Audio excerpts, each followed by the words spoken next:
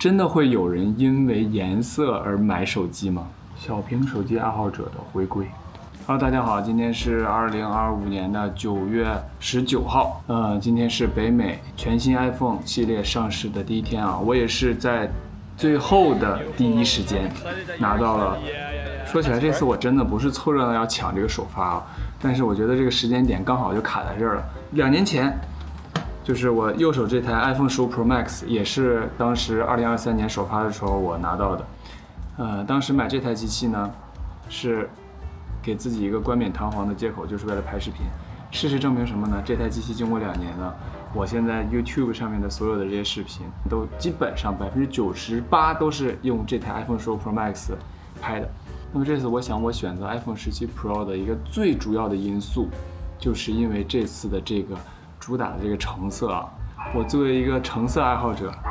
之前我右手的这台 Pixel 4也是因为成色，那个时候我还在国内啊，我是在闲鱼上面买的这台二手。还有可以看看我这个爱马仕的这个成色表带，我已经戴了很多年了。我想你们在看到我这个视频的时候，应该已经看过无数个职业数码博主的开箱了。那我这条视频呢，并不是一个开箱视频啊，但是想借由这次拿到 iPhone 17 Pro 这个激动的心情，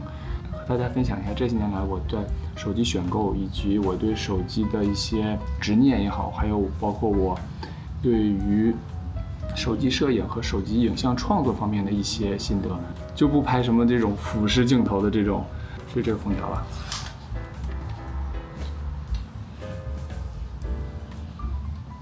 就是它。哎呦，哇，这个成色的实物还是不错的，这个质感。看到了这个实物的成色之后，我觉得这个成色还是非常正的啊，非常符合我的对成色的这个理解啊。这台 Pixel 4就是当时我因为这个颜色，其实现在看这个成色不是很橙，它有点偏粉。然后当时因为这个颜色买的 Pixel 4，然后也用了挺长一段时间。先不聊这个 Pixel 了，先聊聊我从我的 iPhone 使用经历啊。我应该是从 iPhone 4是哪年？是09年还是10年？我第一代使用的 iPhone 是 iPhone 4，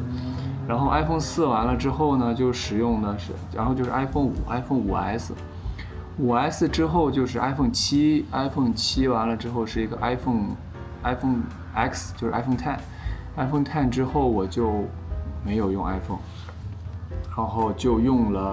就转到了 Pixel 2 XL 和 Pixel 3、Pixel 4、Pixel 5， 一直在用谷歌 Pixel， 在国内的墙内用 Pixel， 大家可以感受到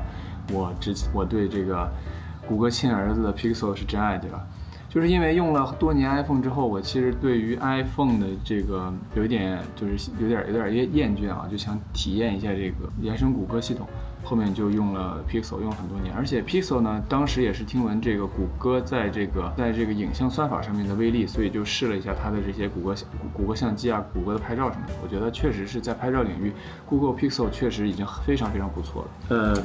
2年前的这台 iPhone 15 Pro Max 是我第一台的大屏手机，就是我是一个小屏手机的坚决的拥趸。大家可以看到啊，我这个是一个 iPhone SE 的1代。其实就是一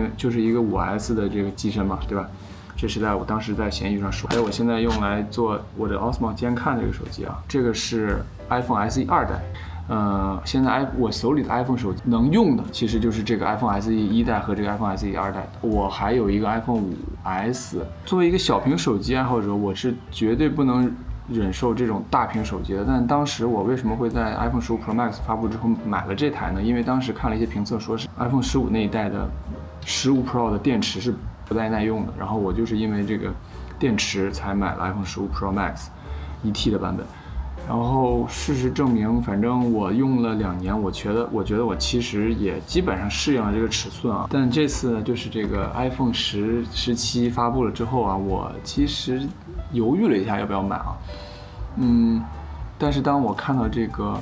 17 Pro 的这个成色的时候，我是真心的喜欢。作为一个小屏手机爱好者，作为一个成色爱好者，感觉这个 iPhone 17 Pro 就是为我量身定做的。为了说服自己去拥有这台手机，我给我自己的另外一个理由就是说我需要这个。我平时其实拍摄对于长焦的依赖还是挺多的，我特别喜欢用这个 iPhone 的长焦镜头拍摄。但是 iPhone 15这一代的长焦的一个最大的问题是，它的只有1200万像素。对吧？然后就我觉得画质还是有点拉垮。然后我就是在买这个 iPhone 15 Pro Max 之前，我对这个超广角是嗤之以鼻的。我觉得我是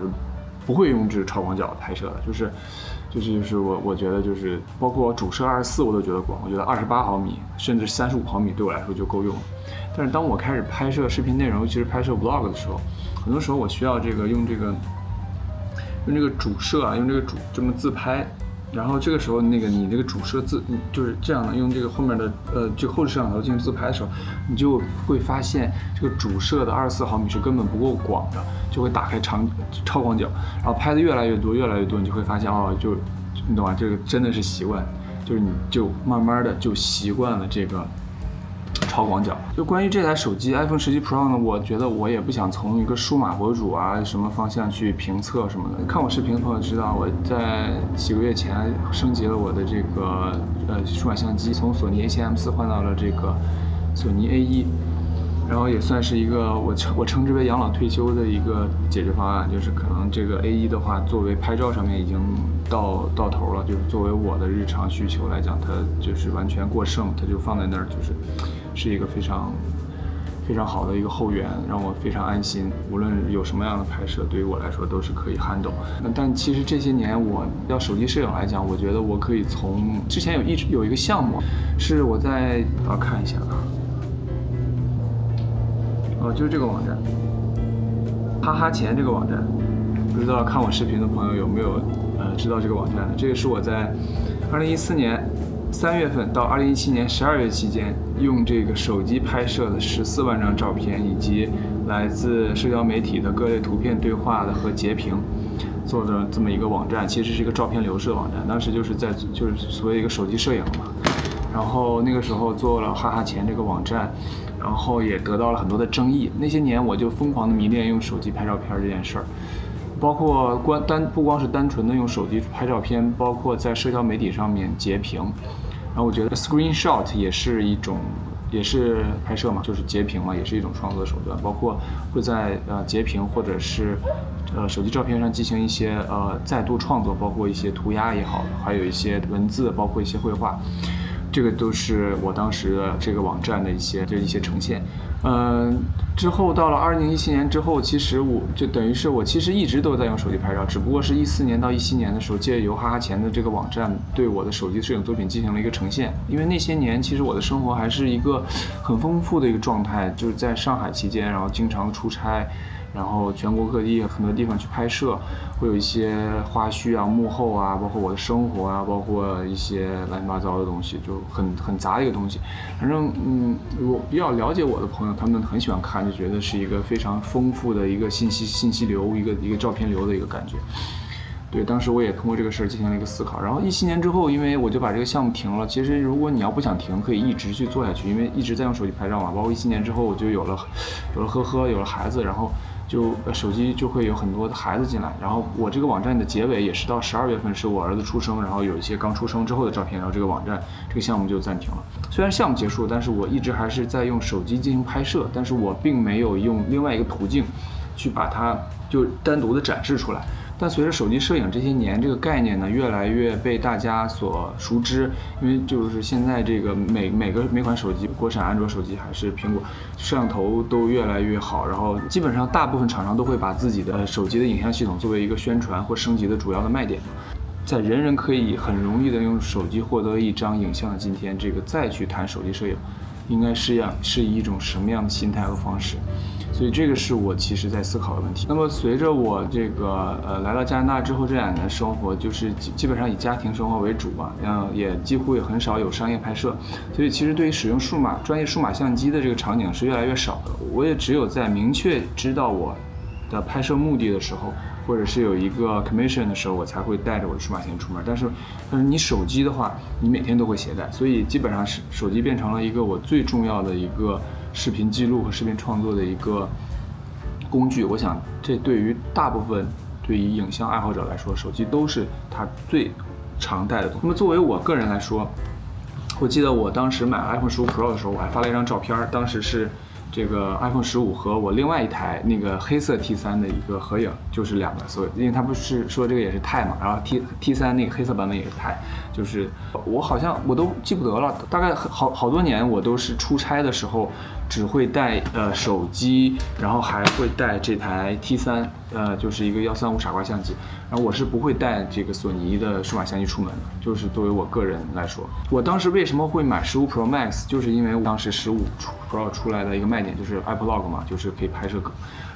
画质更好的影像。然后我就想这个，那个时候大概用这个 iPhone SE2 拍了一些视频，然后就发现这个摄像头还是不大够用。其实我在订 iPhone 15 Pro Max 的时候，之前有个小插曲，是那个时候索尼刚刚发布了这个 A6700，就是我不仅仅是一个小屏手机的爱好者，我还是一个 APS-C 或者说小尺寸数码相机爱好者。就是我其实总体来讲，就是我喜欢小巧的东西，尤其是日常的这个创作的东西，我希望它就是尽量还是要以小巧轻便为主。那么当时 A6700出来之后，我其实因为我现在有一台 A6000，是我在15年的时候买的。那个 A6000当时我用下来之后，我对它的期待就是，我希望到时候有一台有 Type-C 接口的，用索尼大电池的，然后可以拍 4K 60帧的这么一个 APS-C 的相机。索尼挤牙膏挤了这么多代，从 A6000终于到6700的时候，把我当时想要的这些所有的功能都装在了这个，所以当时我在加拿大我就订了这台机器。但是索尼呢，我也搞不懂，就是这种量产走量的机器为什么在刚发布的时候是没有货的？好像记得我当时中国好像也没有货。然后我平生第一次在下订单预定，交了50块钱50加币的定金去买这台 A6700。就是我还有一个习惯，就是我买什么东西我喜欢现货现金当场买完拿到手就走，或者是我网上订也是有货的，然后直接买完了，第二天过几天送到。我不喜欢就是预定等一个漫长的这个过程。对，正当我交了定金，等了大概1周的时候，这个时候 iPhone 15 Pro 系列发布嘛，发布之后我有一天早上那个好像我其实都不记得那天是要发布 iPhone， 然后当时我早上起来之后，一刷手机好像今天 iPhone 发布，然后我就进官网一看，正好有货，然后我就买了一台之后，对，就当天就拿到这个手机，然后我就把那个 A6700给退了。买了以后这两年嘛，我没统计啊，但是大大小小视频我感觉没有100个，也有60-70个、70-80个。所以虽然说就是没有拿它直接赚到什么钱，但我觉得就是拍了这么多内容，记录了这么多日常的生活，我觉得也值了吧，对吧？说到值不值这个事儿，大家也可以算一算。我是这样的，我这台机器当时是这个2299还是2199，我记不清了，就是这个价格1T 版本，然后加上12%的税。当时我是全刷的信用卡嘛，全款买的。完了之后，然后我这台机器呢，选择的是一个24期的 Affirm 的，加拿大这边有个叫 Affirm 的这个平台，然后24期免息分期，然后用了一个 Trade In， 就是置换。这台机器抵了，就是 iPhone 15 Pro Max 系列最高抵扣价是795，我这台就应该是最高的，因为我是1T 版本，并且我一直都有屏幕贴膜，然后也带壳，所以我这个外观非常新。正常应该就是这个价钱。然后它是线上提交之后，它会过2天，苹果 Trade In 的那个流程是过2天会给你寄一个 box， 一个盒子，然后你把它那个退出账号啊，什么都弄完之后，然后给它寄过去，他就把这个钱给你抵了。然后那个24期的那个钱，就是每期现在是58加币。所以算58加币1个月的话，一天就反正差不多2块钱呗。然后我还买了这个Apple Care， 就是我现在发现很多朋友，就是我身边好多朋友都不买 Apple Care， 就是苹果电脑、手机或者什么平板全都不买。然后我作为一个资深的苹果用户啊，包括苹果电脑，我还有这个国内表哥作为一个强大的后台，有这个维修支持。我现在那台M1 Max 64G 的，现在 Apple Care 还没过期呢，还到11月份。就是我不敢裸奔，就是我一定得有 Care， 虽然你用不上，这个跟汽车保险是一样的，就是你可能买了那么长时间用不着，但用一次你就回本。就是你有了它之后呢，你可以不用，但是你就会很安心。就是这个手机我贴膜我带壳贴膜，其实裸机手感还是不错的，但是我真的是我一年至少得摔个10几次手机吧。还有这个膜，我现在还有十几张这个膜，就是我差不多平均2-3个月就得换一次膜，就是基本上膜就碎了，就是为了这个因为它不仅仅是一个通讯工具嘛，它有的时候也是一个创作工具，所以你如果是损坏了，就是很耽误事儿，所以我就尽量还是想保护好一点。我好像之前看过一个这个苹果Trade In之后这个手机去哪儿了，就是这个手机谁要是拿到了我这个就是非常完美，除了电池86%不好像不是特别好，就正常用，没有太在意的，正常每天充电，所以其他都是非常好。自己卖可能能卖多一点吧，大概能卖1000出头，对，但是我觉得麻烦，而且苹果手机也是那种二手交易诈骗或者什么抢劫重灾区，所以就懒得麻烦了，正好体验一下这个Apple 的官方垂地。iPhone 15 Pro 说完了，就说到了这个用这个 iPhone 15 Pro Max 这2年拍了将近100个视频，然后这个就是作为一个平面影像创作者，其实早在大概几年前我就买过 BMPCC 4K， 包括 A7S3， 那个时候应该反正就在疫情期间，差不多2020年、2021年，就觉得这个视频时代来了，我们也要拥抱一下，对吧？也要拍点视频内容。结果这2个看似很专业的这个机器买回来之后，我毫不夸张的说，我一个视频都没剪出来，没拍出来，就光拍了一些素材零散的放在硬盘里头，永远可能都放在那，就是一个片子都没剪出来。相反，这个一个手机买了之后2年就拍了这么多视频，所以你看大家觉得回不回本？然后这个手机是我买的话是差不多到手价，你想2100多加上税可能2400多吧，然后税就是现在残值是795，就是等于算800块钱吧，就可能2年就折了1600加币，就当差不多将近1万块钱。然后这个就每年就是800嘛，那每年是800的话，就每天大概就是2块多钱，也差不多。所以就是我们其实这也是我来加拿大之后这个学会了一种思考方式啊，就是这个任何的这个东西都是有成本的，其实你都是一种租用，并不是真正的拥有。当然你也可以拥有啊，这个只不过所谓的拥有之后，也是在你这个有限的生命时间里头，它陪伴你的日子可能相对长一点。但是你把这个总价折合到每一天都是一样的，包括我们每天吃饭啊，这个对吧？租房啊，烧油啊，车啊，什么都是一样的，就是都是有成本，就是你每天折合多少成本。所以我现在这台手机呢，这次我就选择了一个24期免息这么一个方法，然后付了一个税，然后抵了795，还剩1400多，然后折合下来每期是58块钱。那一天加 Apple Care 的话，一天差不多也是2块多钱，所以成本是这样。那么对于这台手机，我不知道我会使用多久，那我现在觉得我可能会使用比这台手机久一点，但是谁知道明年或者后年苹果又会给我们带来什么样的惊喜？会不会又有一个卖点，整个影像系统再升级一遍？对，我不知道，但是他们总归要想点办法来割我们这种人的韭菜。虽然我自认为我并不是一个每次更新苹果设备更新都要冲的这么一个人，我觉得我自认为我还是一个非常理性的一个苹果的产品的消费者，可以从我的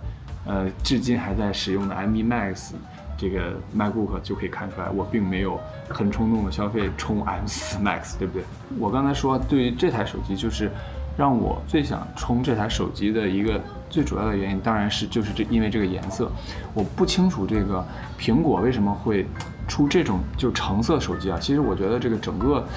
这个厂商里面出这种橙色的也不是很多，包括他跟爱马仕合作也很多次出这种表带，就是我在想是不是 Tim Cook 也很喜欢橙色。然后除了颜色以外，我觉得影像系统的升级，去年 iPhone 16 Pro 是升级了这个超广角。超广角其实我刚才也说了，我原来是很看不上超广角的。我在相机领域我从来没有买过1635，就是没有买过超过24毫米更广的镜头。然后就是这个东西真的是逆向的给我的一个把我的拍摄方式的一个变化，就是通过用这个 iPhone 15 Pro Max 的超广角来拍摄 Vlog， 就是让我渐渐的就习惯了超广角的这个视角了。所以这个人呐，这个是会变的，对。然后你的习惯也会改变，你的观看方式也会改变，对。然后现在就是我对这个 iPhone 15 Pro 的这个镜头，这个超广角的这个一个一个就是比如说啊，在某一个场景下面，你在用24毫米在拍的时候，这个24毫米就是你会觉得不够广，但其他的构图啊，包括亮度什么都是很好的。但是这个时候你如果突然切换到一个超广角，尤其是在光线稍微没那么好的时候，然后因为超广角镜头的光圈会小一档，然后就马上画面会变暗，这个感觉还是非常明显的。所以我当时看到超广角镜头升级到了4800万，但我看到光圈还没变，所以我当时就没有让我去冲。今年呢，这个长焦升级到4800万，我看光圈好像也没变，我如果没记错的话，我不知道。但话说回来，就是在我爱上超广角之前，其实我一直是一个长焦爱好者，我很喜欢用那个长焦。然后 iPhone 我当时 iPhone 15 Pro Max 的这个5倍长焦我是很经常用的，但是我对这个长焦的这个诟病就是，首先它的最近对焦距离有点太远了，就是我有的时候想，就是它因为在长焦在启动的时候它有一个限制嘛，就如果你用官方的这个苹果的拍照 app 的话，它好像是超过1米以上还是多少，就有个最近对焦距离，然后它那个长焦是不能启动的。然后还有一点就是，它的画质1200万，就是还是挺崩的，就是相比于这个主摄2400万这个画质，这个长焦的画质还是挺崩的。然后我拍很多不能说作品嘛，就是日常有一些创作吧，就是日常拍摄啊，就比如就有的时候，其实怎么说呢，这个东西你也不能说，就有的时候。一张好的照片也不简单就是像素嘛，对吧？但是你总归希望有些场景、有些瞬间或者有些物品，你想拍的尽量清晰一点。虽然你也不知道什么时候能有机会去把它打印到一个大的尺寸，但总归对吧？总归你想要。所以我这次看到这个长焦升级之后，也有几个媒体评测，包括影视飓风什么的，说的还不错。然后我来试一试，看看能不能满足我对这个长焦的一个预期。对，然后那么就是拍照上面，我觉得就这样了，就其实也没什么可说的，就是一直坚持在拍。然后对于视频创作上面，这次的一个卖点肯定就是 ProRes RAW。据说还是要外接硬盘，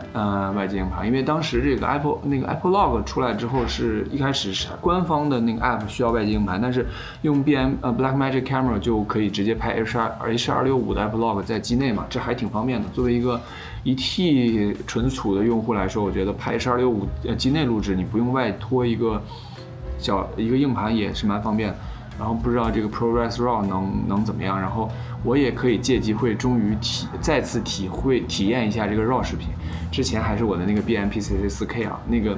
就是作为一个平面摄影师来讲，我觉得这个 RAW 视频的这个会就像你原来一直在拍 RAW 照片一样，就是你不会太关心这个白平衡，是你会不用太在乎去调，就是因为有的时候我们在拍视频的时候要对这个色温啊，就是搞来搞去的也挺烦的。但你拍 RAW 视频对吧，就是白平衡就不用调了，还行。还有就是这个曝光，用这个拉曝光这个感觉，就可能会找到一点点当年拍照的感觉。所以接下来就期待一下这个 iPhone 17 Pro 在我未来这一段时间里的这个影像创作上面的一个表现吧。顺便提一句，我的这台 Osmo Pocket 3啊，就是我其实听了无数朋友跟我安利这个 Osmo Pocket 3，说这个东西你如果拍 vlog 就特别适合，然后我就纠结，因为我真的就是我每天带一个这么大的手机出门，我就已经觉得挺重的，然后我还要再带一个设备，就是因为你出门肯定要带手机，那么你还需要再带一个设备，然后就是这个 Osmo Pocket 3，当时我就很犹豫，然后要不要买，结果这次回国呢，恰巧有一个机会啊，就感谢宇宙，感谢上帝给我这个机会，就是我这个朋友得到了这个 Osmo Pocket 3，但是他可能并不是很需要，然后我就反正我就得到了这个 Osmo Pocket 3，然后我在国内也拍了一些素材，然后拍了一些东西，但是我还没剪，对，然后我是回了加拿大之后拿它拍了点东西，包括意外的接了2个活用它，好像它已经回本了，然后anyway， 就是我渐渐的习惯了用这个 Osmo Pocket 3来拍摄，我觉得它确实是一个非常不错的这么一个影像创作的一个视频创作的一个工具，然后那么接下来我就会用它Osmo Pocket 3和我的这个 iPhone 17 Pro 共同来接手我接下来的视频拍摄的这个任务，期待能有一些更有趣的故事呈现给大家。今天我想啰里吧嗦说了这么多东西，然后也是借着这个再次拿到一个全新影像创作工具、生产力工具，